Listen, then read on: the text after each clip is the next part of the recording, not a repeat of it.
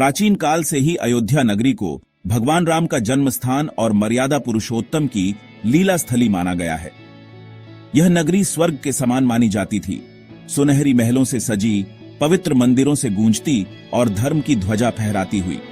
परंतु इतिहास के पन्नों में एक ऐसा अध्याय भी है जो अयोध्या को उदासी और उजड़ेपन की प्रतीक बना गया। कहा जाता है कि इसका कारण स्वयं माता सीता का श्राप था। त्रेता युग के अंत की ओर रावण का वध कर जब भगवान श्री राम अयोध्या लौटे तो पूरी नगरी आनंद और उल्लास से भर उठी।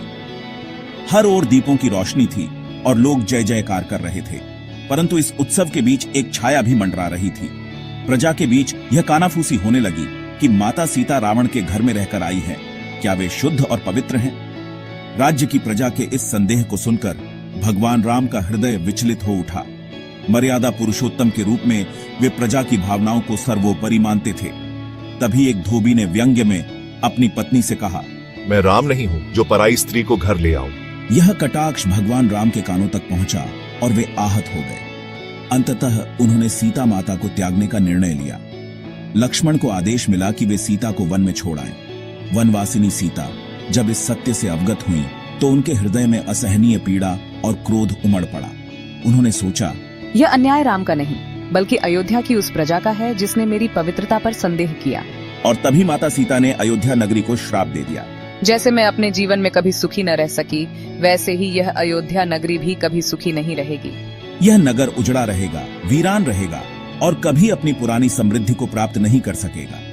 कहते हैं कि माता सीता के श्राप का असर इतना गहरा था कि कालांतर में रघुवंश का विनाश हो गया।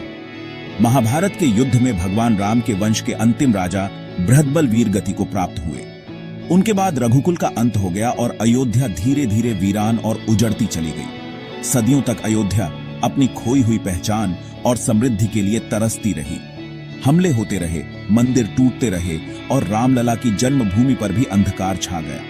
परंतु कहते हैं कि माता सीता का श्राप तभी समाप्त होना था जब अयोध्या में प्रभु श्री राम का पुनः स्थापन हो। आज जब 500 वर्षों के संघर्ष के बाद अयोध्या में भगवान राम का भव्य मंदिर स्थापित हुआ और रामलला अपने दिव्य स्वरूप में विराजमान हुए, तो भक्तों का विश्वास है कि माता सीता का श्राप अब समाप्त हो चुका है। अब अयोध्या फिर से उसी तरह जगमगाएगी जैसे त्रेता युग में जगमगाई थी। यह कथा केवल अयोध्या की ही नहीं बल्कि आस्था और विश्वास की भी है। यह हमें यह संदेश देती है कि भले ही युग बदल जाए, लेकिन सत्य, धर्म और भक्ति अंततः अपनी विजय पाते ही हैं। अगर आपको माता सीता के इस श्राप और अयोध्या की कथा ने भावुक किया हो तो वीडियो को सब्सक्राइब करें, लाइक करें और दूसरों तक जरूर पहुंचाएं।